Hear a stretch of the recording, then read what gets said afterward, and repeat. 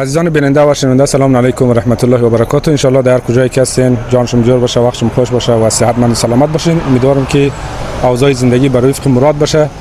امروز همینطور که شما هم شاهدین و در تصویر میگیرین در خدمت یکی از اساتید بزرگوار قرار داریم که دست بالایی دارد در قسمت هنرهای خطاطی و شاید شما بشناسین. استاد معروفی هست، استاد مشهوری هست و باز هم اگر از طریق چینل ما شما با استاد آشنا میشین، از استاد میخوایم که کوتاه یک معرفی از خود داشته باشین. به نام یاد خدای خوبی ها، من علی بابا اورنگ هستم، متولد سال 1351 در ولایت غزنی. بسیار خوب استاد اورنگ، شما گرچه دوستا قد شعری شما، قد کارهای شما و قد اثرهای شما آشنا هستن، ولی باز هم یک کم اگر چقدرتر برید خود معرفی کنید که از کجای افغانستان، از کدام ولسوالی؟ من از ولسوالی جاغوری هستم. پشت کوههای بلند یک قریه هست به نام علودال.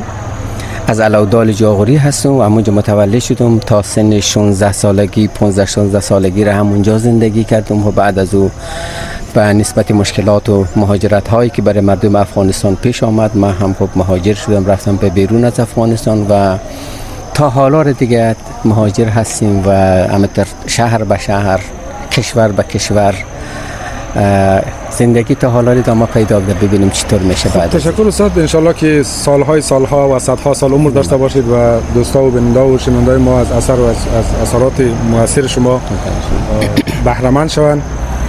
استاد اگر یک کوتاه توضیح بدین که این نمایشگاه به چه هدف برگزار شده؟ یک هنرمند دو تا راه برقراری ارتباط با مخاطبانش داره. ساده ترینش برگزاری نمایشگاه هست و دومیش هم چاپ کتاب و امروز خب فضاهای مجازی بسیار هست که هنرمند میتونه با مخاطبانش ارتباط برقرار کنه. من از 8 مارس 2022 در امریکا زندگی میکنم. از زمانی که آمدیم در اینجا بزرگترین دغدغه من این بوده که من خطاط بمانم. خب با اینکه بتونم خطاط بمانم نیاز به این دارم آثاری که در یک اتاق کوچک خلق میشه اینا باید راه خود را به بیرون پیدا کنه. برگزاری نمایشگاه، فروش آثار یگانه راهی است که من از این طریق هم خلق آثار بیشتر را میتونم انجام بدم و هم با فروش این آثار میتونم خانواده خود را حمایت کنم. و در این نمایشگاه مخصوصا من امسال 2 از بچه‌های من آرمان و آرزو دانشگاه میرن و ما بابت تأمین هزینه های دانشگاه از اونها یک مقدار پول نیاز دارم. این نمایشگاه رو برنامه ریزی کردیم صرف که با فروش تعداد از آثار در اینجا بتونم اون کمبودی هزینه های دانشگاه بچه هایم را تأمین کنم که انشالله اونا هم برن دانشگاه و درس های خود را ادامه بدن. تشکر شما استاد. چند قلم از آثار هنری شما در اینجا به نمایش گذاشته؟ 28 دانه تابلو در اندازه های مختلف. چه نوع خط‌های یا چه نوع اثرهایی هست از لحاظ مسلکی؟ فقط من خط نسلیق کار میکنم و این نمایشگاه هم بیشتر گرایش های نو نقاشی خط هست با مضامین شعر، ضرب المثل، آموزه های ادبی و عرفانی و شاید حتی چند دانه حرف. بخش زیاد این تابلوها برای خواندن نیست که صرف برای دیدن هست و من دوست دارم مخاطبان آثار خودش را و اون شعر خودش و متن خودش را در درون این تابلوها پیدا کنه. فقط خط نسلیق در قالب نقاشی خط. مهمترین اثر در بین اثرهایی که شما نام بردین کدام اثرها هست و در کجاها به نمایش گذاشته؟ همه اینا را من دوست دارم. تعداد زیادی از اینا این اولین نمایشگاهی است که درش نمایش داده میشه. در میان این تابلوها یک قطعه بزرگ هست به اندازه تقریبا 2 متر در 2 متر که این ما زمستان سال گذشته در یک آرت رزیدنسی که در مدت 15 روز داشتم در نورت آدامز یا مسموکا من اون قطعه را در اونجا خلق کردم.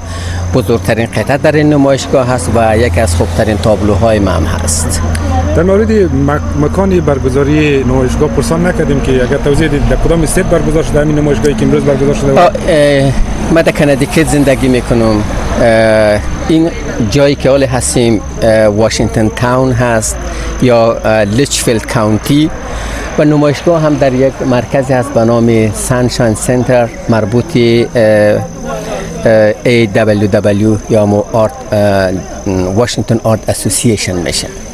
استاد چطور بوده میزان فروش اثرهای شما و استقبال مردم از نمایشگاهی که شما برگزار کردین؟ چقدر علاقمند پیدا شده و چقدر تانستین که اثرات خود بشناسانین به عنوان یک استادی که استاد هنر افغانستان به کشور آمریکا و به خوشبختانه من نسبتا موفق بودم و همچنان در افغانستان من یک از پرفروشترین هنرمندان اونجا بودم. خوشبختانه از زمانی که به امریکا هم آمدیم به نسبت تفاوت کاری که در کار ما وجود داره و همه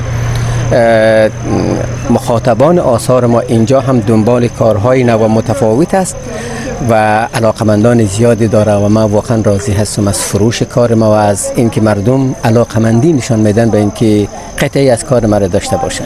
از آغاز فعالیت‌های شما در عرصه خطاطی آثارایی که به بلندترین قیمت فروختین و در کجاها فروختین یک کمک توضیح؟ بزرگترین تابلویی که من فروختم $82,000 بود 4 سال پیش در موزیم اسلامی قطر. خب بعد از اون هم تابلوها 25,000 30,000 17,000 15,000 5,000. خب خوبترین پایینترین قیمت شروع میشه از $150 و دارم در همین نمایشگاه $150 دارم تا $18,000. این گونه نمایشگاه ها محدود به ایالات متحده نمیمونه دیگه، بیرون از ایالات متحده کشورهای دیگه برگزار میشه؟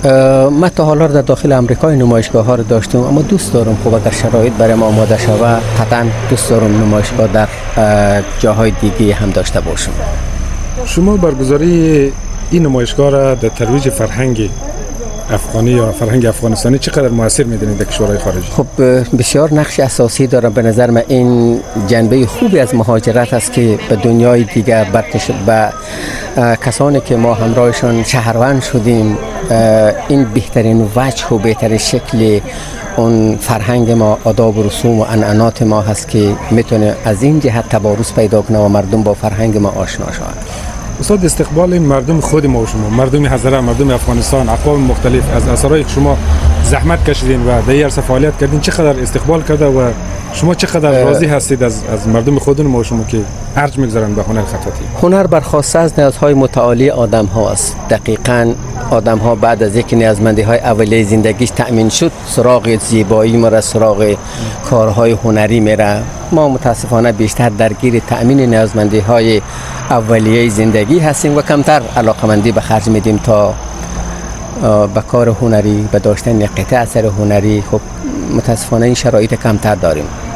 به عنوان سوال آخر یا پرسش اخیر استاد، اینا میخوایم خدمت شما عرض کنیم که از روزی که شما فعالیت‌ها و زحمات را که در عرصه خطاطی کشیدین تا امروز، شما زحمات زیاد، وقت زیاد را مصرف کردین و آثارهای زیاد را خلق کردین و به فروش رساندین. پیام شما به کسایی که بخواد مسیر شما را ادامه بده و در آینده یک امیدواری داشته باشه که میتونه از طریق هنر خطاطی به یک منافع اقتصادی هم برسه، چی است؟ خب هر کار را اگر شما اون مهارت لازم را درش داشته باشی، صبر و بردباری و پایداری در یک کار داشته باشی، نهایتاً به نتیجه هم میرسی. و به نظر من هنر یکی از بهترین راه برای تلطیف روحی آدم هاست، برای ایجاد همدلی و ایجاد همسویی، برای اینکه آدم با تماشای یک اثر هنری به یک آرامش و یک اطمینان و اعتماد دست پیدا میکنه نیاز داره. ما نه به عنوان یک صرف به عنوان یک تجربه، به عنوان یک خاطره برای دوستان ما ایره میگم که در هر مسیری که قرار دارین پایداری داشته باشین، استقامت داشته باشین و همچنین تلاش کنین که در مسیری که قرار دارین بر اوجش باشین و اگر چنانچه شما پایداری داشتین، تمرکز کردین بر یک کار و حرف شما و کار شما به مرحله بیان رسید، مخاطبان را هم پیدا میکنن. بسیار زیاد تشکر استاد. سوالا خیلی زیاد است، ما سوالا رو بسیار محدود پرسان کردیم. یک سوال باقی ماند که بیننده‌ها فکر نکنن که مشتریای شما کی بودن؟ بیشتر خارجی‌ها بودن داخلی؟ نه، من اتفاقا در طول این 4 سال من 2 تا کار تا حالا به افغان‌های خود ما فروختم. یکیش هفته گذشته بود، دیگه همه کسانی که ازم آثار خریدن آمریکایی‌ها بودن. تخفیف هم دارید برای کسایی که نه اصلا در کار هنری تخفیف وجود نداره. همون قیمتایی که اینجا مونده شده همون قیمت نهایی هست و او رو ما تخفیفش دادیم، اون قیمت مونده. اگر دوستا خواهان خرید اثرهای شما باشد از داخل و خارج اروپا مثلا جای دیگه، از چه آدرسی؟ خب وبسایت ما رو ببینن alibabaorang.com و در فیسبوک میتونن ارتباط بگیرن، در واتساپ میتونن پیام بگذارن. خب فضاهای زیادی، دریچه های زیادی وجود داره که میتونن پیدا کنن. واسم زیاد تشکر استاد. اگر سوال بوده که ما پرسان نکردیم شما می‌خواستین در اون مورد صحبت کنیم، ما یک دقیقه شما. قربان شما، سلامت باشین، زنده باشین. بسیار تشکر. دوستان و شنوندگان عزیز، خوشحال شدم که امروز در خدمت استاد بودیم. ما هم در اینجا قدر شما خداحافظی می‌کنیم تا یک برنامه دیگه که باز هم در خدمت شما قرار می‌گیریم. یک شما عزیزان را به خداوند پاک و به نیاز می‌سپاریم. خداوند یار و مددگار شما. خدا نگهدار. خوشحال شدم استاد. تشکر. خوش